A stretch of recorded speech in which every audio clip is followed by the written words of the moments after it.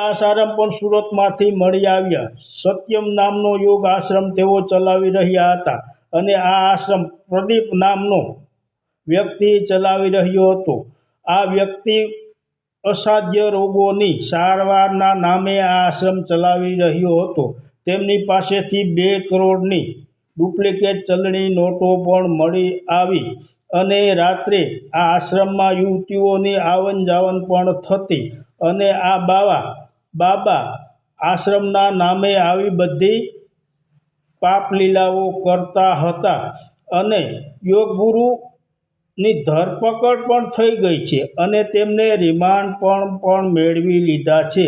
હવે તેઓ રિમાન્ડમાં શું બોલે અને શું ન બોલે તે હવે પછી જોવું રહ્યું, પરંતુ તેમની ધરપકડ થઈ છે. પ્રશ્ન એ છે કે આ આશ્રમ કોની મંજૂરીથી ચલાવવામાં આવતો તે એક તપાસનો વિષય છે.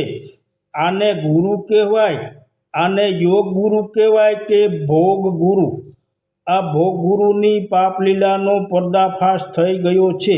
હવે પછી કયા પ્રકારના પ્રશ્નો આવે તે જોવાનું રહ્યું. જય માતાજી.